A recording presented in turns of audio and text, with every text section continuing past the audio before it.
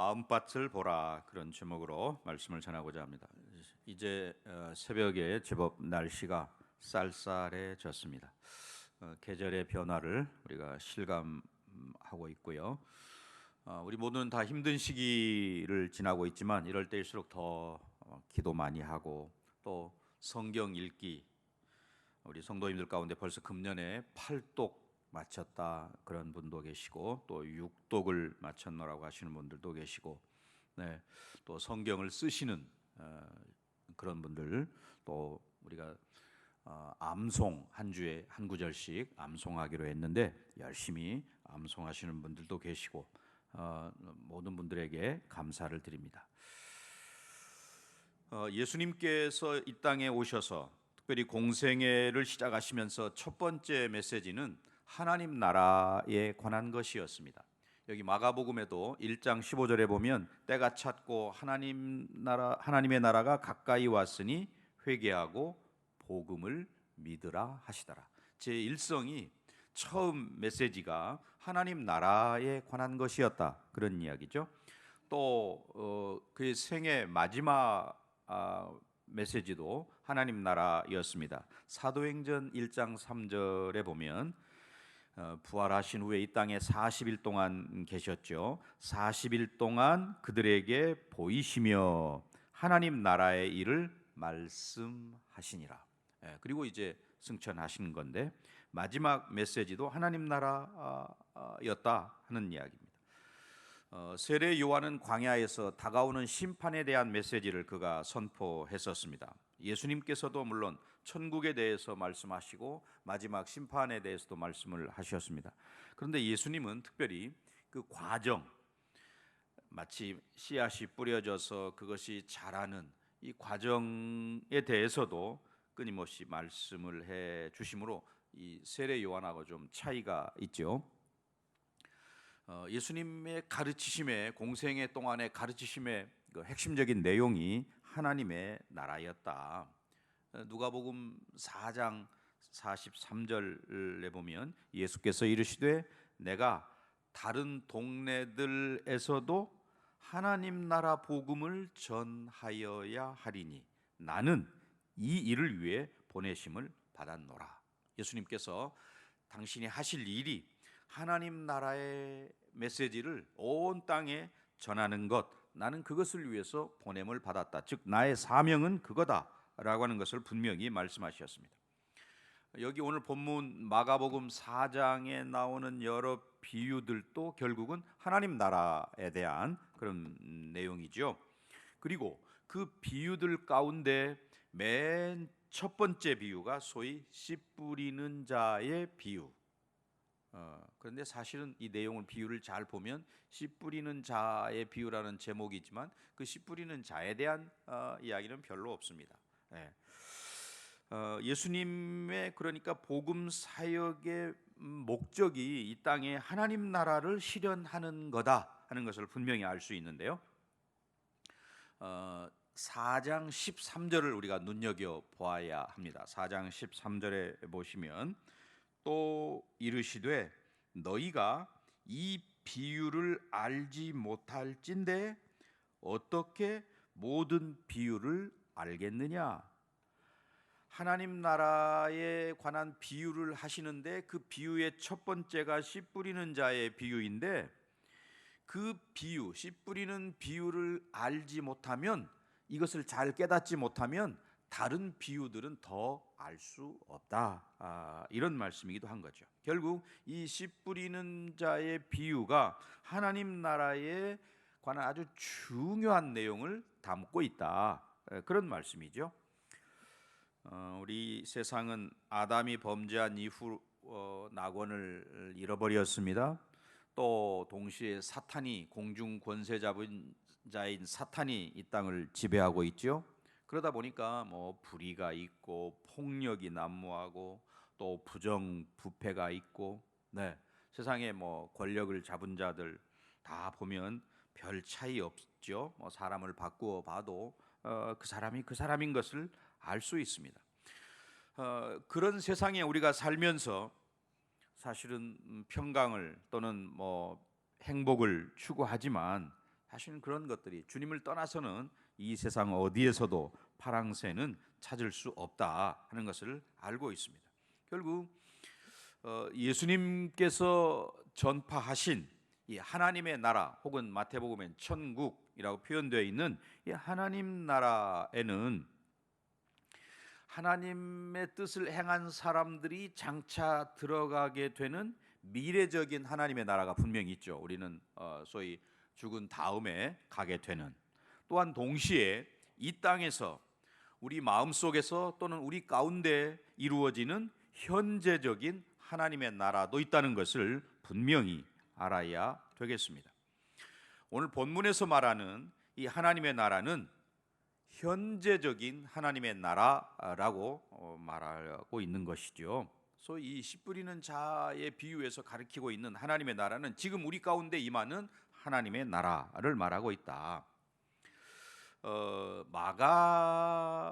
마가복음의 저자인 마가는 예수님께서 이 씨 뿌리는 비유를 말씀하신 때가 언제인지를 잘 밝히고 있지 않지만, 마태는 마태복음 13장 1절에서 그때 비유를 말씀하신 때를 밝히고 있는데, 바리새인들과 서기관들이 예수님께서 귀신 들린 자를 이렇게 낫게 하시는 그때에 뭐라고 예수님을 비난하냐면, 저가 바알세불, 즉 귀신의 왕인 바알세불을 힘입어서 지금 저 귀신 들린 사람의 귀신을 쫓아냈다, 이렇게 비난을 하던 때, 또 예수님께서 무리들에게 계속해서 말씀을 가르치실 때에 가족들이 예수님께 찾아온 바로 그때에 이 비유를 말씀하셨다라고 마태는 밝히고 있습니다.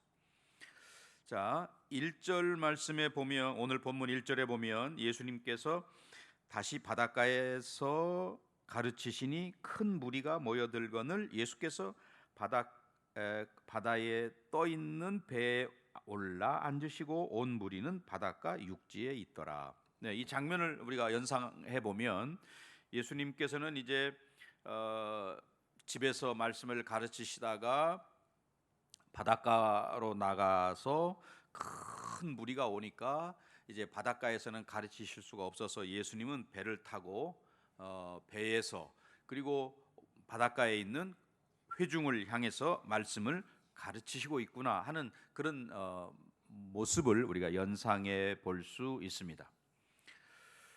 예수님께서는 그러니까 어떤 장소에 구애됨이 없이 집에서든 뭐 들에서든 아니면 바닷가에서든 어디서든지 때를 얻든지 못 얻든지 늘 하나님의 말씀, 하나님의 나라를 선포하셨다 하는 것이고요.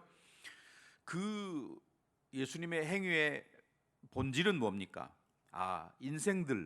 모든 인생들 어디에 있든지 모든 인생들의 문제를 근본적으로 해결해 주는 것은 하나님의 말씀이 아니고는 해결이 안 된다는 것을 아셨기 때문에 어디서든지 하나님의 말씀을 가르쳐 주고 계시다 하는 것을 우리가 알 수 있고요. 또 예수님께서 저희들에게 비유를 들어서 말씀을 가르치셨다. 하나님의 나라가 너무 심오한 것이기 때문에 인간의 언어로 그것을 설명하기가 어렵죠. 우리는 꿈을 꾸다가 꿈에 잠깐 본 장면만 설명하려고 해도 우리의 언어로 잘 설명이 안 되는 것을 경험적으로 알고 있습니다. 그런데 그 원대한 왕성한 아름다운 하나님의 나라를 인간의 언어로 표현할 수 있다는 것은 힘든 일이죠. 그래서 예수님께서 그 내용들을 가능한 한 쉽게 설명하시기 위해서 비유로 가르치셨다. 비유는 우화하고는 좀 다르죠. 이솝 우화 이런 것들 우리 어려서부터 들었는데 그 우화하고는 다르다. 우화는 그 자체가 어떤 상징적인 의미를 내포하고 있다면, 비유는 숨은 뜻을 잘 드러내기 위해서 사용하는 소위 그 단순한 생활 속에서 발견하는 단순한 이야기라고 말할 수 있겠고요. 이 비유의 특징은 결국 듣는 자들이 생활 속에서 쉽게 발견할 수 있는 것들을 들어서 진리를 잘 깨닫도록 도와주는 그런 역할을 하는 것이죠. 자, 예수님께서 지금 맨 처음 씨 뿌리는 자의 비유를 말씀하고 계십니다. 3절에 보면 그 비유를 시작하시면서 이렇게 시작하십니다. 들으라라는 말씀으로 비유를 시작하고 계십니다. 그러니까 그 많은 무리들이 예수님의 말씀을 깊이 귀담아 들을 수 있도록 맨 먼저 그들의 주의를 환기시키면서 들으라. 예, 결국 하나님 나라에서는 하나님의 말씀이 중요하기 때문에 그 말씀을 잘 들어야 된다는 거죠. 말씀을 듣는 자세가 중요하다라고 하는 것을 처음부터 예수님께서 밝혀주고 계십니다. 물론 이 무리들, 많은 바닷가에 있는 많은 무리들 보면 물론 아무 문제 의식도 없이 그냥 건성으로 듣는 사람도 있을 터이고, 또는 당면한 현실적인 문제 때문에 마음이 복잡하고 그래서 분산되어 있고 이런 사람도 있을 것이고, 아니면 그들 중에는 현 정권에 대해서 분노가 가득 쌓여 있어서 잘 이야기가 들리지 않는 그런 사람도 있을 것이고, 아니면 혹시 그들 중에는 처음부터 졸기로 작정하고 이렇게 와 앉아 있는 그런 사람도 있을, 다양한 부류의 사람들이 있었을 거예요. 그 모두에게 예수님께서는 들으라라고 말씀을 하십니다. 우리 신앙인들에게 있어서 가장 중요한 것은 신앙이죠. 신앙이 중요한 것이죠. 하나님의 나라 갈 때에 우리가 다른 어떤 것은 가지고 갈 수 없습니다. 정치적인 이념이 어떠하냐, 경제적인 상황이 어떠하냐, 사회적인 지위가 어떠하냐, 이런 모든 것들은 다 아무 쓸데 없고, 우리가 유일하게 하나님 나라에 갈 때 가지고 갈 수 있는 것이 신앙인데, 사실은 우리에게, 신앙인들에게 있어 최고의 가치, 또 정말 영원한 거는 바로 그 신앙인데, 요즘 우리 교회 혹은 성도들이 그런 신앙보다 좀 낮은 차원인 세상적인 것들, 또는 정치적인 것들, 이런 것들에 휩싸이고 또는 휘둘리고 거기에 매몰되어 있고 하는 안타까운 모습을 봅니다. 가장 최고의 가치는 신앙이다. 예수님께서 그래서 말씀을 들으라라고 먼저 선포하고 계십니다. 귀 있는 자는 들으라, 그런 말씀과도 똑같은 것이죠. 이제 씨를 뿌리는 자가 씨를 뿌렸습니다. 그런데 그 씨들은 각각 네 종류의 밭에 떨어졌죠. 이 팔레스타인의 농경 생활을 우리가 조금 이해해야 되는 건데요. 팔레스타인에서는 먼저 씨를 뿌리고 그 다음에 밭을 경작을 하죠. 우리나라하고는 좀 반대죠. 우리나라는 먼저 밭을 갈고 그 다음에 거기에 씨를 뿌립니다. 그런 점에서 농부가 씨를 뿌릴 때에 길가에도 떨어지고 돌밭에도 떨어지고 가시덤불 사이에도 떨어지고 또 옥토에도 떨어지고 하는 거죠.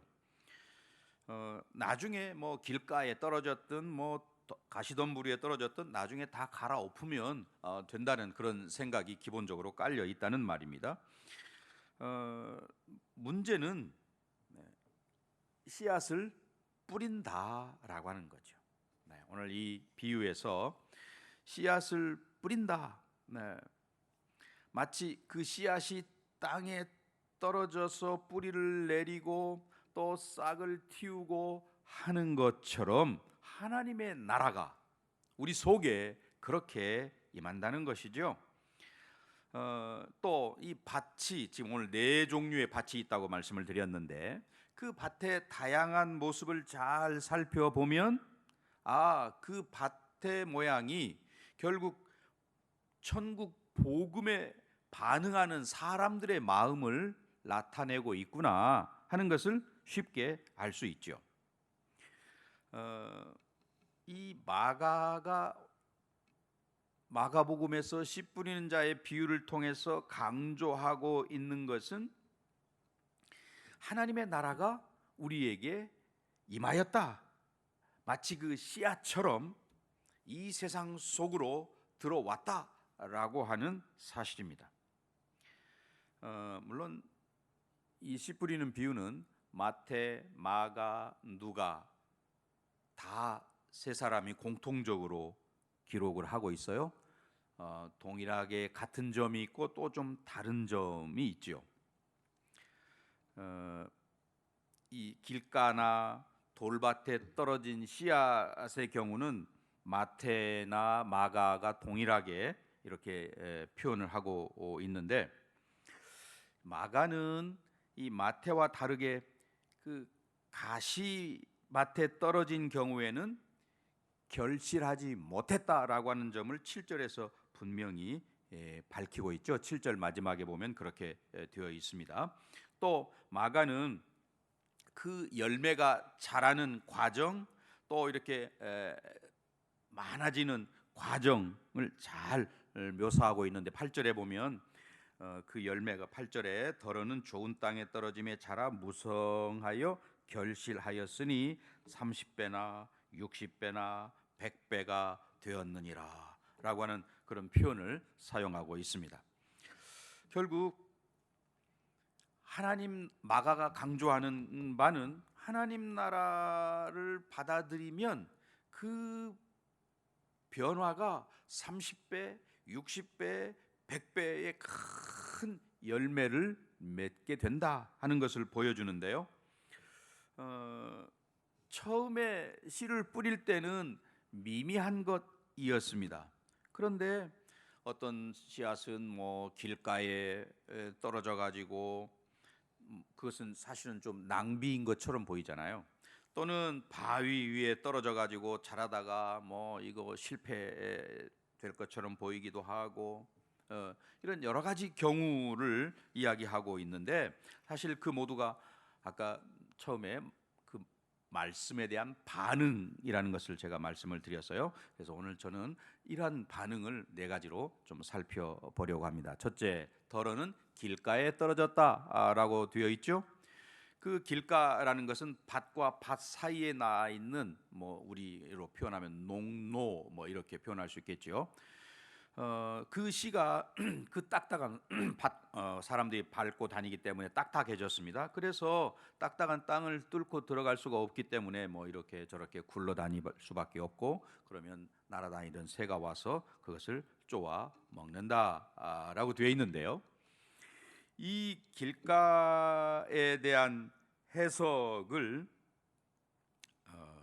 마태복음 13장 19절에서는 해석을 하는데, 뭐라고 해석하냐면, 맨 처음에 아무나 천국 말씀을 듣고 깨닫지 못할 때는 악한 자가 와서 그 마음에 뿌려진 것을 빼앗나니 이는 곧 길가에 뿌려진 자요 라고 설명을 하는데, 여기 아무나라는 말을 현대인의 성경에서는 누구든지라고 표현하고 있습니다. 그 말은 교회에 처음 나온 사람이든지 또는 오래 다닌 사람이든지 구별 없이 그 말입니다. 교회에 앉아 있든지 지금 가정에서 예배를 드리든지 내 마음이 굳어져 있으면 하나님 말씀이 들리지 않는다는 거지요. 말씀이 자랄 수 없다는 것입니다. 또는 반대로 교회에 나온 지 얼마 되지 않았음에도 기쁨으로 신앙하고 또 말씀 가운데 즐거워하고 또 열심히 신앙하는 그런 분들도 있는 거지요. 네. 그런 점에서 오늘 하나님 말씀에 우리가 얼마나 무관심하고, 그리고 그 말씀을 읽어도 뭐가 뭔지 잘 모르는, 깨달음이 없는, 그것은 결국 여기 길가와 같은 하나님과 바른 관계에 있지 못하고 또 하나님 앞에서 믿음이 성숙되지 못하는 그런 모습이라는 것을 우리가 발견해야 되겠습니다. 또 두 번째, 더러는 흙이 얇은 돌밭에 떨어졌다. 흙이 얕다라고 하는 것은 뭐 처음에 어느 정도 흙이 있다는 말이고, 그래서 씨가 뿌리를 내리고 또 싹을 내고 하는 거죠. 그래서 잎이 광합성 작용을 일으키기도 하고 뭐 수분을 흡수하고 이렇게 해서 어느 정도 자랄 수 있다는 것입니다. 그런데 흙이 얕아가지고 돌 때문에 더 이상 뿌리를 깊이 내릴 수 없어서 충분히 양분과 수분을 공급받지 못하고, 그러다 보니까 뜨거운 태양을 견디지 못해서 시들시들하다가 타져 죽는다 하는 것입니다. 이 부분에 대해서 설명을 예수님께서 하고 계시는데, 여기 마가복음 4장 16절 17절에서 설명을 예수님이 하셨어요. 또 이와 같이 돌밭에 뿌려졌다는 것은 이들을 가리킴이니 곧 말씀을 들을 때에 즉시 기쁨으로 받으나 그 속에 뿌리가 없어 잠깐 견디다가 말씀으로 인하여 환난이나 박해가 일어나는 때에는 곧 넘어지는 자요라고 설명을 해주고 계십니다. 곧 말씀을 들을 때에 즉시 기쁨으로 받으나, 마태복음 13장 20절 21절에서는 그 내용을 다시 설명을 어떻게 하냐면, 말씀을 듣고 즉시 기쁨으로 받되 그 속에 뿌리가 없어 잠시 견디다가 말씀으로 말미암아 환난이나 박해가 일어날 때에는 곧 넘어지는 자요라고 이렇게 이야기를 합니다. 그러니까 복음에 대해서 일단 반응을 보이는 거죠. 네, 뭐 그냥 교회나 가정에서 예배할 때 왔다가 하품하고 졸다가 가는 그런 사람이 아니고, 말씀을 듣고 즐거워하고 또 선포되는 말씀에 즉각적으로 반응을 보이고, 그런데 문제는 그렇게 하다가 시험을 당하고 어려움을 당하고 그럴 때에 넘어지거나 또는 뒤로 넘어질 뿐만 아니라 신앙을 좀 접어두거나 이렇게 하는 그런 사람들입니다. 출발은 좋았는데 어려움이 닥치니까 신앙을 포기하는 그런 모습들, 이것은 흙이 얕은 돌밭에 뿌려진 것과 같다라고 말씀하고 있습니다. 세 번째는 더러는 가시떨기에 떨어졌다라고 말하죠. 네, 가시떨기, 돌도 없고 그래서 뭐 뿌리를 깊이 내릴 수도 있습니다.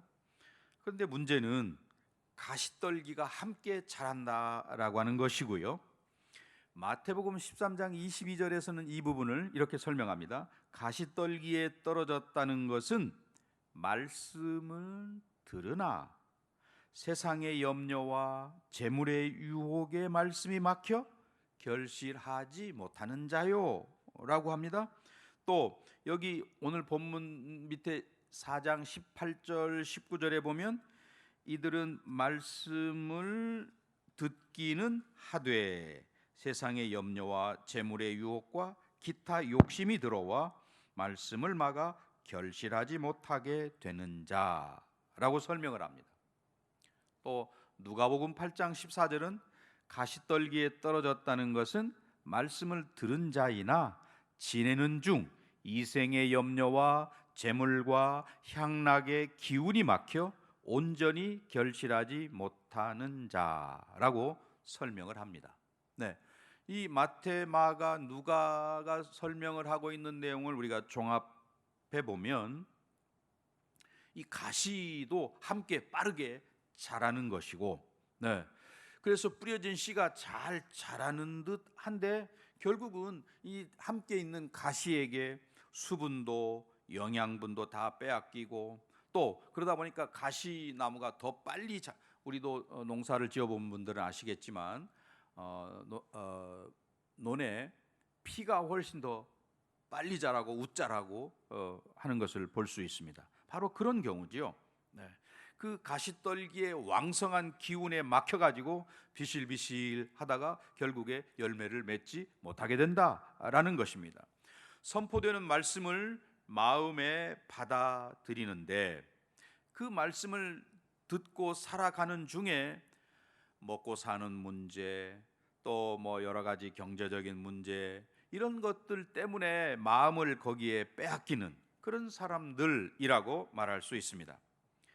막상 말씀을 받아들였지만 그 말씀대로 사는 데는 결단을 쉽게 내리지 못하는, 막상 말씀에 부딪혀 내가 이 현실과 그리고 말씀 사이에서 하나님 말씀을 따르기보다 현실과 타협하는 사람들이라고 말할 수 있는 것이죠.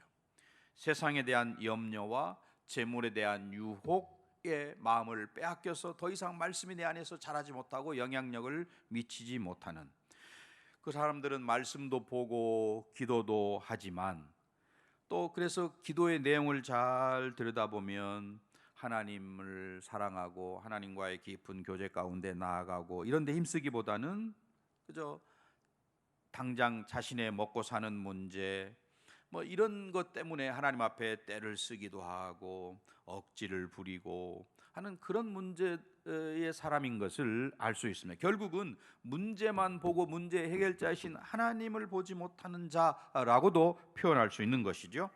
세상의 재물과 향락에 빠지기도 하고 이런 모습들이 결국은 더러는 가시떨기에 떨어졌다라고 하는 것과 같은 모습의 신앙인 것이죠. 디모데전서 5장 6절은 그래서 이렇게 말합니다. 향락을 좋아하는 자는 살았으나 죽었느니라. 이렇게 평가합니다. 또 계시록 3장 1절에 보면 사대교회에 주시는 말씀이죠. 사대교회의 사자에게 편지하라. 하나님의 7영과 7비열을 가지시니가 이르시되 내가 내 행위를 아노니 내가 살았다 하는 이름은 가졌으나 죽은 자로다. 우리의 신앙이 어떠한가라고 하는 것을 우리 각자의 마음밭을 살펴보아야 되겠는데요. 네 번째는 좋은 땅에 떨어졌다는 것입니다. 싹을 내고 뿌리를 깊이 내리고 그래서 수분을 마음껏 빨아들이고 또 햇볕을 받아서 그런 소위 그 광합성 작용이나 이런 것들을 잘 해서 왕성하게 자라는 거죠. 왜 그런 옥토에 떨어진 씨앗이라고 해서 무슨 비바람이 없겠습니까? 태풍이 몰아칠 수도 있고 하지만 그때 넘어지기보다는 더 깊이 뿌리를 내리고 성장하는 그런 특징이 있죠. 그래서 30배, 60배, 100배의 결실을 거둔다라고 되어 있습니다. 자, 좋은 땅의 특징 뭡니까? 말씀을 듣고 깨닫는 자라고 마태복음 13장 23절은 설명해 주고 있습니다.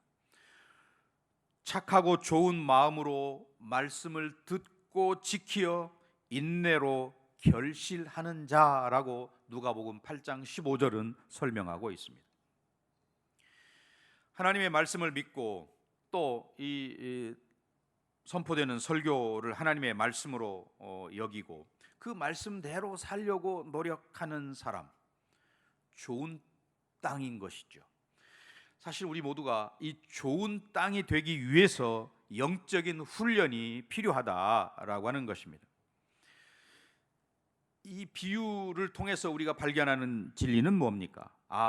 씨가 어디에 떨어졌는가라고 하는 게 매우 중요하구나 하는 사실을 보게 됩니다.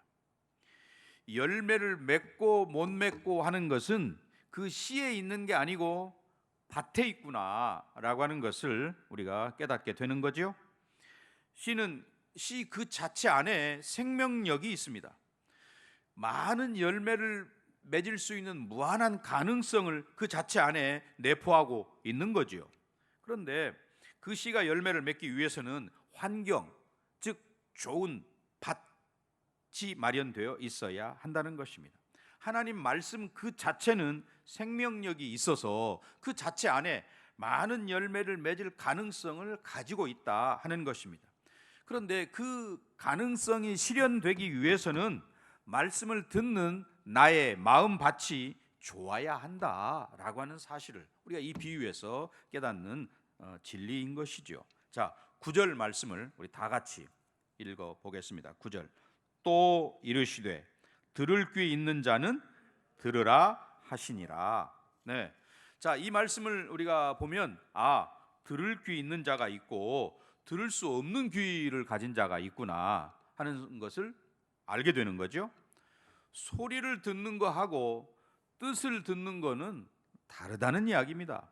우리가 외국어 그러면 외국어가 내 귀에 들리기는 들리지만 그 내용이 무엇인지 뜻을 알지 못하면 사실은 의미가 없는 거죠. 아, 저 지금 영어로 들리는구나, 영어를 말하는구나, 뭐 이태리어, 스페인어를 말하는구나, 이런 건 알 수 있을지는 몰라도 그 내용이 뭔지 모르면 사실은 아무 소용이 없는 거죠.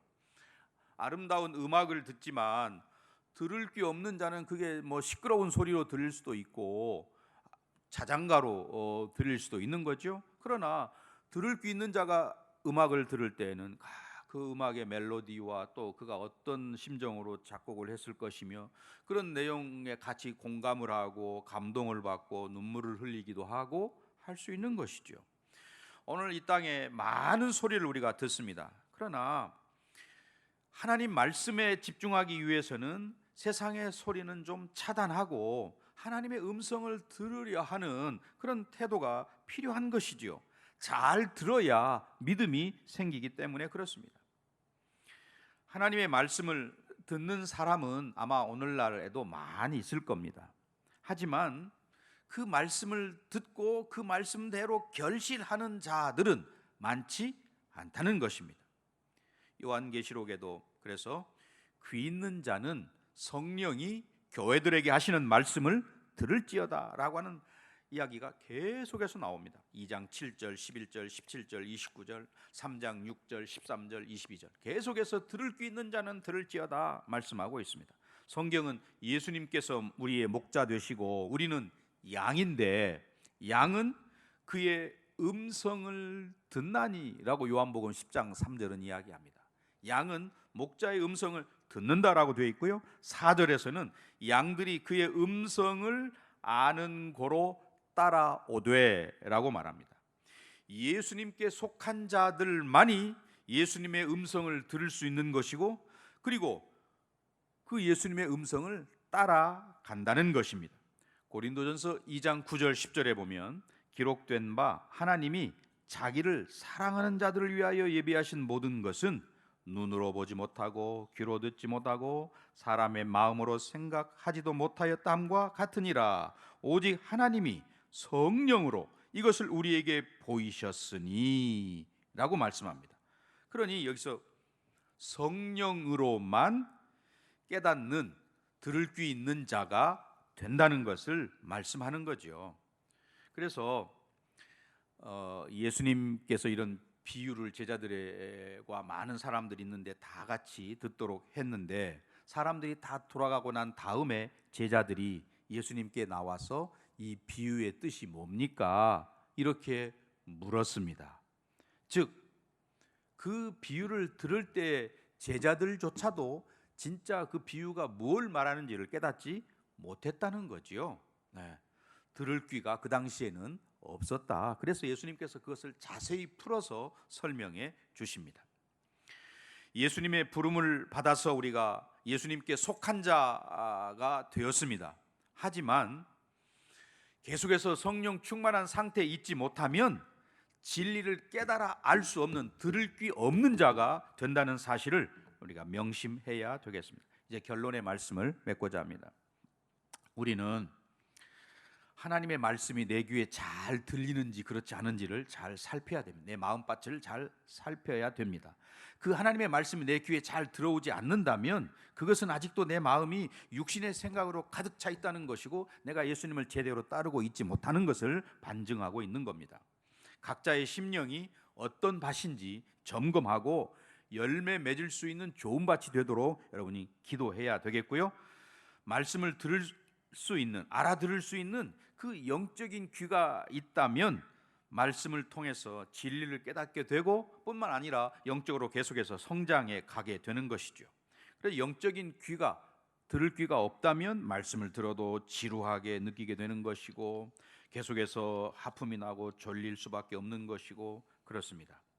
예수님께서 들을 귀 있는 자는 들으라 라고 하시는 이 말씀을 정말 여러분들이 잘 마음에 새겨서 성령께서 내 마음을 옥토로 바꿔주시도록 여러분이 기도하시고 또 성령 늘 충만한 상태에 있으므로 언제든지 하나님의 말씀이 들려지고 내 마음에서 열매를 결실할 수 있도록 한 주간도 말씀에 집중하는 기도하는 우리 모든 성도들 다 되시기를 주의 이름으로 간절히 축원합니다.